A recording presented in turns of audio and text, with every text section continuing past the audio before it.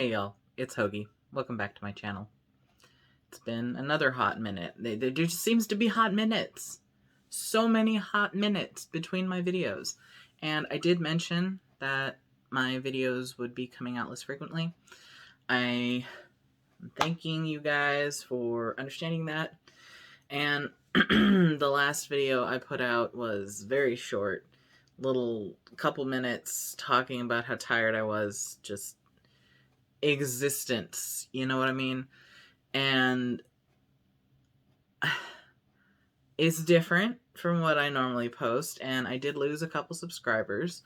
I'm sorry that that's not the content you were looking for. I am going back to the content that you guys are looking for, so please keep an eye out for that, and thank you for understanding. It's been 10 months on T. 10 months. I'm so close to a year. I'm so excited. Like, it's been a little bit less eventful because the video that I made for 9 months on T was not exactly 9 months. It was a little past 9 months, so it's been a little bit of a shorter time. But I wanted this one to come out at the right time. So things are not as exciting, I would say, as my previous videos on T. But things have still been happening. They're just not as, drastic. Let's start by talking about my face. All right? It's doing better. I really do think it's doing better. I am not having as many pimples. I'm not having as much redness. I've been doing my face wash every day. Every single day I've been washing my face for like over a month. It's been great. And I do have this one white dot. You can probably see it. It's not a pimple. I've tried popping it. It's just a bump. And I looked it up, and it's probably a pimple that just hasn't come to the surface. And it's so annoying because it's right here, like right in the middle of my face. But apparently it will eventually go away. I just need to don't look at me. Don't look at me. But other than that, my face has been looking great. There's still acne scars. There's still stuff going away. But it's looking great, and it feels great. It's nice and soft.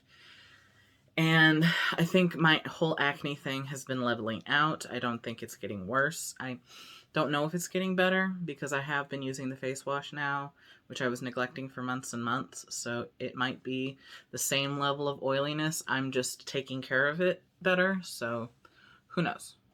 My facial hair is getting longer, especially down here. So very much longer. It just kind of sits up here. And my face is just fuzzier. On the sides, I can feel a lot of fuzziness. It's not getting any darker. My mustache might be getting a little darker. I'm not entirely sure. But the rest of my face is just fuzz. Like a very enthusiastic peach. It's just fuzzy. And it was funny. I went out the other day and I had a collared shirt that I normally don't wear collared shirts. I just wear t-shirts. And I could feel the fuzz down here, brushing up against the collar like this. And I was like, there's something on my neck. No, it's just my hair. It's just, it didn't used to be there and now it's there. So that's an interesting little tidbit. That's an interesting little sensation that I'm going to have to get used to. And it's probably going to get more prominent as I get a beard. It's going to be great. It's going to be great. My body hair is getting darker. It's hard to tell in this light, but it's definitely more noticeable. I'll be showering and I'll just look down and be like, oh wow, there's hair there. And same with my legs. My forearms and my calves are the hairiest part of me, except maybe my stomach. My stomach has coarse hair, and it's trying to come up, but it's just not doing it yet. I don't know if my tits are in the way or something, but it's trying to get up here. The hair is longer, but it's still completely translucent. I don't know what it's going to take. I see trans guys in these Facebook groups who have nice chest hair, and I'm just so jealous. I'm so jealous. But I know that'll be me eventually. I do apparently have a propensity for darker hair, so it's gonna happen. It's just a matter of when. Boners are still happening, I must say. They haven't gone away completely. They were gone completely a couple months ago, but now they've come back. It depends on what I read, what I look at. If I'm reading steamy fan fiction, it definitely is interested.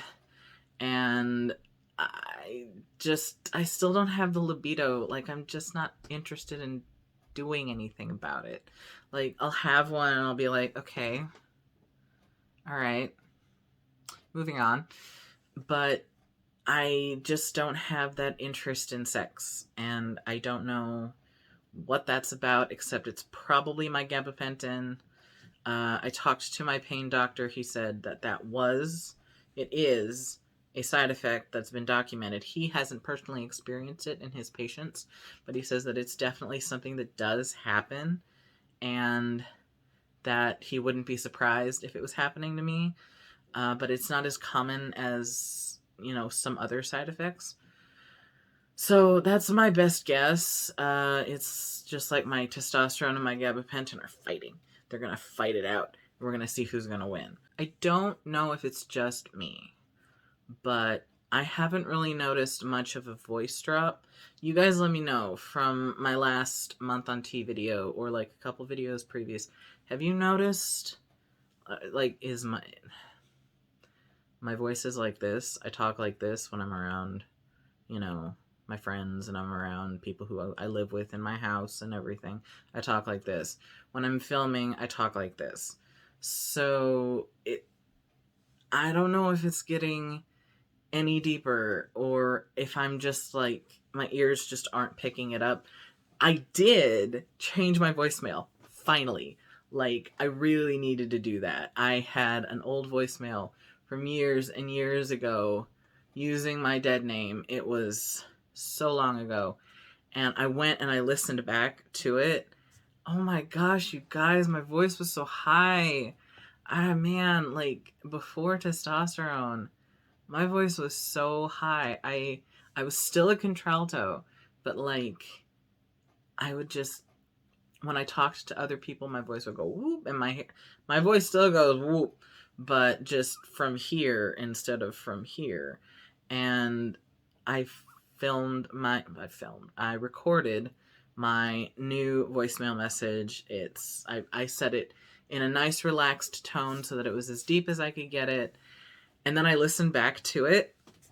Guys, I actually am like hearing myself the way other people hear me, because when I'm filming videos, like, because it's me, it's my face, my brain doesn't really process what the difference in voice is. It's just like, oh yeah, that's you. You talk like you.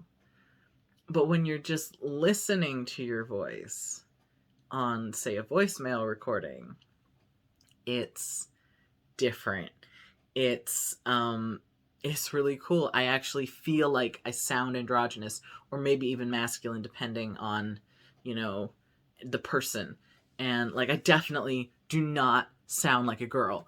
Well, a cis girl, an AFAB person, a person who hasn't been on testosterone. Like, I don't sound like that anymore. It's great. I love it. And I'm happy, and it's interesting, like, to finally hear myself not sound like I used to, not sound with my dysphoric voice. And I'm really happy with it. I'm just so happy. But this last month, I haven't really noticed much of a more of a drop. I think it's just like the same, but it could be getting deeper. I don't know. You guys let me know. Still crying. Still crying. I'm doing better the last couple of days, but for a while I was like numb. Like, the depression was real, you guys.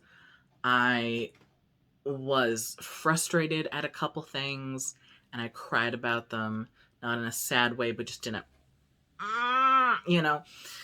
So I'm still emoting, but sometimes I'm just done. I'm done, you guys. I'm done with people. I'm done with governments. I'm done with legislatures. I'm just done with everything. And I do my best to ignore it. I do my best to just focus on my life. What's happening with me? What's affecting me? What can I do about myself? Because really, that's the only domain I have power over right now. And I'm weary. I'm world weary. The ennui is real. I'm I'm going through it. But I'm surviving. And these last couple of days, actually, I've been in a better mood. It might be because my pain has not been that bad at all. Um, but who knows? I'm trucking and I'm not dead and I'm not going to be dead. And that's all we can hope for, really. My dysphoria is still happening. Of course, it's still happening, but like, it's different now, okay? It's a full body thing. It's not just my chest. Because before, like, my chest is a big thing, and it's still a big thing. Like, it's still part of it, but for the most part, I look at myself in the mirror and I'm like, ew. And I don't want to feel like that.